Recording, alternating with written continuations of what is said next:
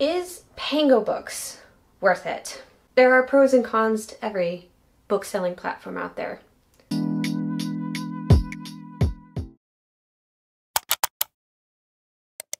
Hi, I'm Book2 Reader. Thank you for joining my Book2 channel. I am a fantasy book lover, and I am so happy for you to join. If this is the first time seeing me, definitely like and subscribe. My goal is 1,000 subscribers by the end of this year, so I'm excited to hit that goal this year.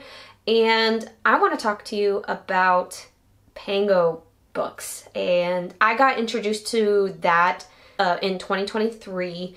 I had some books that, when I took it to certain, like used books, consignments, I was just getting like maybe 20 cents like for a book. So when I discovered PangoBooks, I was able to sell my books for a lot more, especially when you're spending like, $20 for books. You kind of want to get something back for spending that money.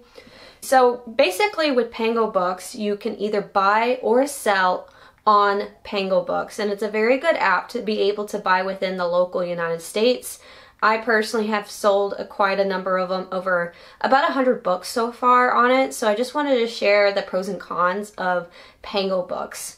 I have tried to get into AbeBooks and eBay, but I felt like eBay had a lot of very high platform fees, and also too, I felt like I had a bad experience with AbeBooks. I ordered a book and the seller never communicated to me, and it never got shipped, and it took them forever to finally go, hey, and it got lost in the mail, I'll give you a refund back. Ever since then, I went to PangoBooks just because so far I've had a lot of positive experiences with very few nuances, so I can assure you that PangoBooks is worth your time for it, but I have to tell you there's certain things that happen within PangoBooks.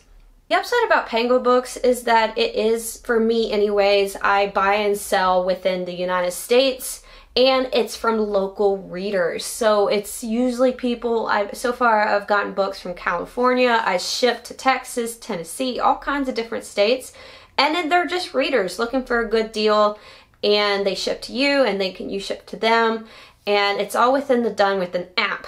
Now, what I like about PangoBooks is that you do recoup some of your money when selling within the app. I'm not saying that if you spent $20 on a book, you're not going to get the full $20 back. Let's just be real. But I just like how I can get something for it, and they use it as PangoBooks. So you, in turn, can turn that money that you just sold a book and just buy another book from another seller. Or you can actually take that money and deposit it into your bank account. For me, I personally have been using and saving that money for books that I might find on PangoBooks that I've been wanting, that it kind of just supports other readers, their book collection, and unhauling their own books. So I find that fun for me personally. PangoBooks just recently started doing this back in early April in 2024. They have started doing, like, if you buy a book with your PangoBooks, you get 5% of it back. It's not a heck of a lot, but I think that's just kind of taking care of, the buyer when they sell a book, just to reinvest that money within the platform. Now, what I like about this is that the PangoBooks will insure the package. So there has been a situation where a book got lost in the mail. Now, it protects not only the person buying the book, it protects the seller of the book. Because, like, once you ship it, there's no control outside of that. I have had that happen before, and they didn't go in, well, since it didn't get to them, we're going to take it out of your money that was paid to you instead, and I get the full amount of what I shipped off, regardless of it getting lost in the mail and not getting to the person who bought the book. So what I like about PangoBooks is that they also create your shipping labels, which makes it super easy. Like, you just print it from your computer, you tape it on your package, and you can stick it in your mailbox so your post mail person can pick it up at their route. I personally started doing that. It's just super simple. I don't have to run to the post office. I can just stick it in there and it gets shipped off. If the package is a lot bigger, then I have to kind of, like, either schedule a run to the post office or kind of catch my post office person to pick up the package. But you know, the whole point of doing PangoBooks is to make it as simple as possible for you as a seller. Now the downsides of PangoBooks. Now I will say a lot of the good outweighs the bad, but you gotta know some of the bad, right? I will say the platform fees can be a lot. If it's under $2, it's a straight up 40 cents. Once it gets over $2, it becomes 20% of the sale. It can get a little hefty sometimes, especially if you sell the book for only $5 at 20% of that. It can add up. I've seen a lot of book sales that I've had that a good percentage of it has gone into the platform fees. Now granted, even though I do have a problem with the price, I do like the convenience of it and a less hassle, and it's more insured. So I have situations where it did benefit me with, you know, PangoBooks insuring my books. They have recently changed this, but it's still in the works. The problem with this is that one of their advices is you need to actually look up the book, see how much everyone is selling it for, and then sell it a little bit under what they're doing. Now the problem with that, if people sell it for $5, then the next person goes in, oh, I need to sell it for $4.50 to compete with that price. And then the next person comes in, oh, I need to sell it for $4.25 to compete with that price. And then the next person comes in and say, I need to sell it for $4 to compete with that price. So in that situation, it seems like the book gets extremely devalued because everyone is competing with one another when it comes to selling that book. And when in technicality, if you do go to eBay or if you do go somewhere else, you might get actually $6 to $8 for the book. But because everyone is competing with one another, sometimes that book can be $4 or $5 because you're competing with everybody else. So that is the downfall of that. They recently updated a change that when as you're doing the selling process of the book, they actually have a recommended average range of the price of the book that you can do. And I personally feel like that helps not only give the seller some information of how much that book is selling for, but it also kind of prevents people like knocking the price down all the time. You know, like I feel like it's going to even it out a little bit more just because that competition, when you know you can get it $8 to $10 and everybody's selling it for $5 because they're competing with one another, really messes with the value of your book. Another thing that I came across is the shipping fees. You can offer discounts or free shipping on your book, but when you offer, sometimes people don't want to buy your books because you don't offer free shipping. These shipping fees can be to $4 to $7. And if you don't offer that free shipping, a lot of people don't want to buy your books, which, you know, is understandable, but it actually eats into your cost as a seller. So you got to offer that free shipping. And then sometimes you have to offer the discounts. If they pay for a certain amount of books, that's how much it's going to be. So I've had situations where I had like $30 worth of books sold. With platform fees, free shipping, and the discount, I ended up with only $18 at the end of the day. It's over $12 worth of fees, shipping fees, and discounts that I gave out just to sell my books. And it was so hard to like absorb that cost. And sometimes I do wonder if that went to a different platform, if I would get more of that money back. But I want the convenience of not having to worry about, you know, where are these books going and all that stuff. And it's the kind of the unfortunate side of the spectrum of selling on PangoBooks. I would say that's the only thing I really don't like about it, is that it adds up sometimes and it can eat a good portion of your sales. Another thing that can happen is that your books can be on your storefront for quite a while. I have seen where books has been on there for more than a year. I have some books that I have over 6 months, but I do have kind of a plan that I might do like this big boost of a sale at a certain point, and if I don't sell them, I'll either take it second to Charles or I'll take it to my local library so they can sell the book for, you know, funding the library. Now, one thing that I've came across that was very early when I was selling these books was someone unfortunately lying that they never received the book. I'm pretty great about my packing, And when they said they didn't get a book out of the 3 or the 2 that they'd gotten, I kind of don't believe them as well, especially if they said the package didn't arrive damaged. So they were trying to cast the blame on me that I didn't send the book, and which isn't accurate. I'm very good about it. So I reached out to PangoBooks, and they did, like, you know, credit them that book back, and they still gave me all the money. So it does ensure those situations, but it can happen. And I think it only happened to me once out of 100 books I've sold so far. So it's not a very common thing, and I do believe that PangoBooks probably keeps track of the people who are repeat offenders, if there's any. I do hope for the best for that person. Obviously, I don't want to assume the worst, but it can happen, to be honest with you. A poor packing can lead to damage a book. I am not super stingent about getting that book to that person in a way where they got bubble wrap and all this stuff, but it is the reality of the situation where they might receive the book damaged. As a bookseller, I do have some tips when it comes to selling books. If I have any product information, I'll definitely put the links in the bottom to my Amazon link. You can do this. You don't have to do it, but this is just the way I do the packing. A lot of people prefer this. And also 2 tips to be able to sell more books on your store. Now, I do say, don't be afraid to price your books a little higher than most. I wouldn't say this is 100% of the time, but a percentage of it, people don't mind paying a little higher in price, especially if you have high reviews and good ratings. So if you have good ratings, you're more likely to be trusted in getting that package to you compared to being a brand new person and you're selling your book top dollar. You're not going to be totally reliable when it comes to hey, you know, they'll get the book to me if I pay this extra price. So I'm not afraid to price it a little bit more. And then what you could do over time is to lower the price so it triggers people who are following you or who are looking for books.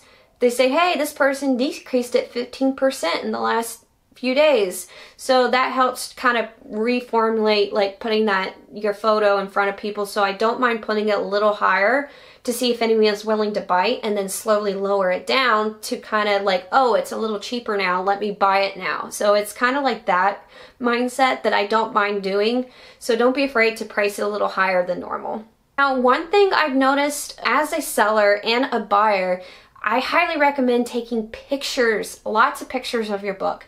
There's several reasons as to why I do that, because as a buyer, when I'm looking for a book, I want to know what book I'm getting. If I only see one photo of your book that has just the cover, I'm not likely to buy that book because I don't know the quality of that book. So for me personally, because I know as a buyer would want, I take plenty of photos of my books. So what I do is I take the front, I take the back, I get the paper edges because people want to know the quality of the edges of the pages.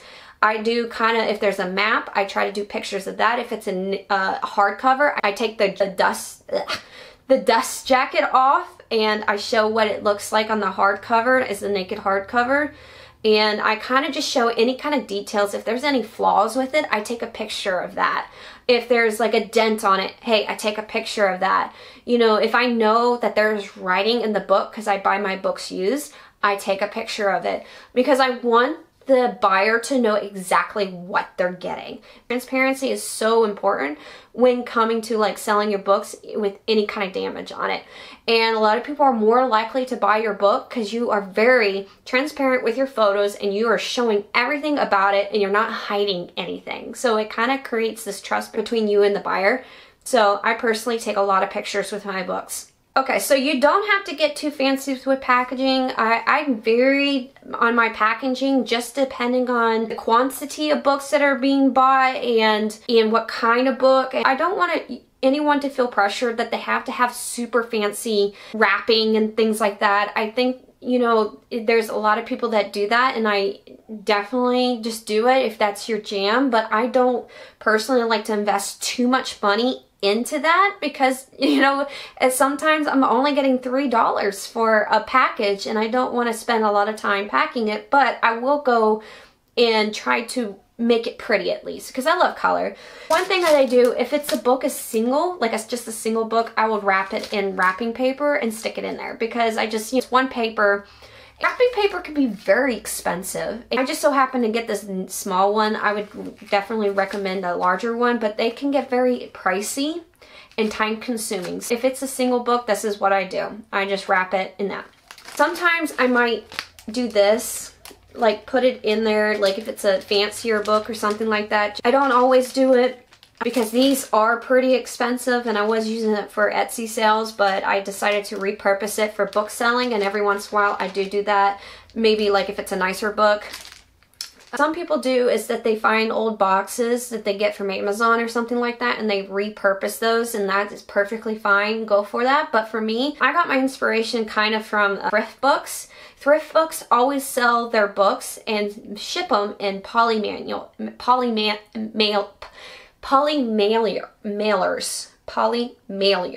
Wow, I can't say that. But I got two sizes. One is this smaller size. I will put the sizes in the link below because I can't remember it. And I also have another size for my larger orders, which is here. And I don't just stick it in there. Usually I like to like fold it up into the book and make sure it's nice and tight and compact so it's not moving around a lot. And I just seal it really good, because one thing that I'm concerned about if I was a buyer, I would be concerned about like water damage as the book gets to you, because it might have a snag or two or whatever the case may be. So I always try to make sure it's like a little waterproof. If I had multiple where I have to use this big one, I would get like two of these, put like 2 or 3 books, wrap it up, get another one of them, put 2 or 3 books in the other one, and then I'll just put them in here and wrap it up pretty good. It's kind of like a double coverage, and making sure that, you know, because ever since I had that situation where they say, oh, I didn't get the 1 book out of the 3 that you sent me, I'm always like, I double wrap sometimes just to make sure it gets to them, and they can't just say that, hey, I didn't send the book to you. And so that's what I personally do. And you don't have to get the colorful ones, but I personally, as a buyer, love getting like colorful packaging in the mail. It makes me happy. So that's what I do for other people. So this is something that I noticed some sellers do, not all do. Some people do a lot more than I do, but I just put in my bio that, hey, I have stickers that go with any order. And I put a book care instructions that is kind of fun, just to, you know, just to liven up the mood. And then I put this QR code of all my social media and my YouTube channel, especially since I'm promoting it, to see if they want to follow me. You could even on here, you can say, hey, why don't, if you like this, give me, you support my small bookstore and give me 5 stars if you love it. Or tag me in a photo. I had one person tag me into their photo when they received my books, and I loved it.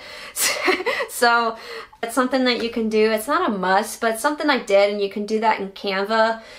You know, Simple Design is through Canva, and they actually have a QR code maker in there as well. So it's simple. That's what I do. You know, some people actually do like fancy wrapping, or they put bookmarks in there and things like that, and I definitely don't disagree with that. For me, it's just like, I want to get the book to you, and you know, it has to be a little bit cost effective for me, so that's what I do. Okay, sorry, my battery died. Okay, so communication is a big thing. I had this experience. If you go to a person's buyer's profile, they'll usually tell you like, hey, I ship every 2 days. Hey, I'm just letting you know, if you buy early in the week, I don't ship until Saturday, which is totally fine for me. I just, as long as I know that, hey, you have a set day that you ship, that is so good to hear and understand. But if you don't have that, it's important for you to communicate that. I had a situation where I did purchase a book from a seller, and it was over 4 days, still haven't shipped it. And I was like, hey, can I ask you when you're planning on shipping this book? Another 3 days go by, they don't say anything to me, they don't communicate to me, and it took them a week and a half for them to eventually ship the book to me. I did get it, and I was in good condition. I'm grateful for that, but I didn't appreciate that it took them that long to ship, and they refused to communicate to me that it's been delayed. I always make sure to a buyer that, hey, I'm just letting you know that I'm packing up your book, and I will either ship it out today or no later by Monday or Tuesday. And a lot of times they're really happy about that. I'm very known for my quick shipping because I work from home. It's easy for me to go pack up a book and put it in my mailbox that day if I can't do it, or if I have to run to the mailbox or to the post office, I'll communicate, hey, it's going to take me 2 days to get there. A lot of people really appreciate knowing a deadline of when I'm going to get that book to them. I only had one situation where I felt so bad that I said I couldn't ship it out late. But then it took me 2 days to get the book to the post office because I missed my mail person twice because the package was too big to fit in my mailbox. So I had to message this person and say, hey, I'm so sorry that it took me a while to get to this post, that I haven't got this book out in the mail yet. I will be going to the post office tomorrow morning to make sure this gets to you as soon as possible. And a lot of people appreciate that. I haven't had any issues with my shipping methods yet. Well, I don't want to say yet because I don't want any issues with that, but I try to communicate as best as I can. And it's just for me that I would like to know what's going on. And a lot of people are great about it. I only had one situation where that person took a week and a half to ship. And I personally feel that unless you say, hey, I ship on these days, then you need to communicate what's going on before you ship it out. Now, I don't really have it on my little paper here, but I know PangoBooks goes out and does it. And I had one seller go to me, hey, if you really loved, what I did with my selling of this book, please give me a review, a 5-star review, if you really appreciate it. And I don't think you should be afraid to ask for it because people genuinely forget. And I think PangoBooks takes a little bit of time to follow up with that person. I think I've gotten reviews like 3 weeks after the book got to them, which is fine. But I think it helps that if you ask for it, you'll get a lot more reviews in. Now, out of the 100 books that I've sold, I've only gotten 23 reviews. I could ask for more, but I personally, it's just like, it doesn't matter to me too much. It does help with credibility on your profile, but I guess I'm just selling the book for the heck of it and I just don't care for it too much. But I know some people do ask up front and there is no problem with doing that. Now, one thing that I put on my profile and I encourage people, I think it helps sell your book, that if you are like a pet-free or smoke-free home, I encourage you to put it on your profile because the fact that some people are really making sure that there's no pet hair or smoke-free home. I do have a pet, but I have a smoke-free home, so I made sure to put it on my profile so people, as they're shopping for my books, that they know it's coming in a good condition. I know for me that since I'm worried about dog hair, I try to go into an area that has no dog hair, that I don't let my dog in, because I just want to make sure that that's not an issue as well. Now, this is what I had an issue with for myself, was getting updates on your phone. And because one time I did sell a book and I didn't see a notification, it was 3 days. I just decided to randomly check the app and notice that someone bought a book 3 days ago, and I had to like rush to get that book to that person because I didn't realize it.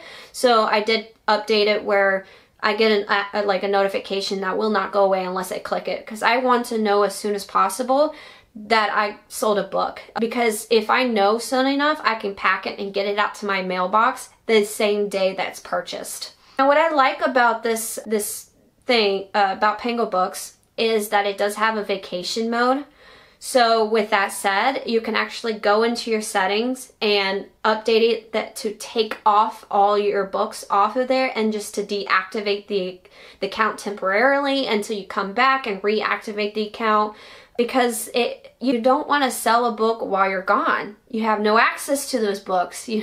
I one time got a book sold the day before I traveled for 3 weeks. I personally just, day before I travel, I always deactivate it just because of the fact I just want to make sure that I don't get a book sold while I'm not able to ship out a book. Now, proper hashtags. If you go into the app, you're going to see hashtags on here and you need to check it. Don't click every single one that they recommend, because sometimes they might put ARC reader, or they might put signed copy, or they put a random hashtag that has nothing to do with the book or you want to add. I always make sure I check that just to be sure that I have the proper hashtags that correlates, and then I add a few of my own to make sure it gets added properly. Now, one thing I highly, highly, highly recommend is check the weight of the book. It's a food scale, and I had situations, no joke, I have situations that I went to go put a book on my listing and it said it was wanting to charge the shipping according to 5 to 6 pounds of weight. And it's like a book that's only like half a pound. So I always recommend definitely double check the weight of the book, because it will affect the shipping cost of the book. If you don't have a scale, sometimes what I do is I go to Amazon and I go to the details and check to see what is the weight of the book. Obviously, you want to make sure that it is the same exact copy that you currently have, because I know there's different editions and things like that. So that's what I do, but I always double check the weight of the book, because it can affect the cost of your shipping. And if someone goes in, it's like, oh, $7 to ship the book when it's supposed to be $4, it will affect the book being sold. Now, I just want to say, and you know, as much as I love PangoBooks, I don't personally feel like you can really make money off of books selling off of Pango because of fees, discounts, and shipping cost. I personally don't think, but it helps recoup the cost. It's a great place, I think personally, to get special editions. If you're hunting for them, I've seen some pretty cool special editions for books that I've been wanting. But I just think that it is a great platform to just at least sell books that you no longer want to have and get into somebody else's hands. And like I said, if you can't sell the book, just go to a free little library, go to your local library, see if you can donate the books, or go to a used bookstore and see if you can do a consignment on them. That's just a broad spectrum of selling on PangoBooks. I appreciate you joining me. Catch you later next time, readers. Bye.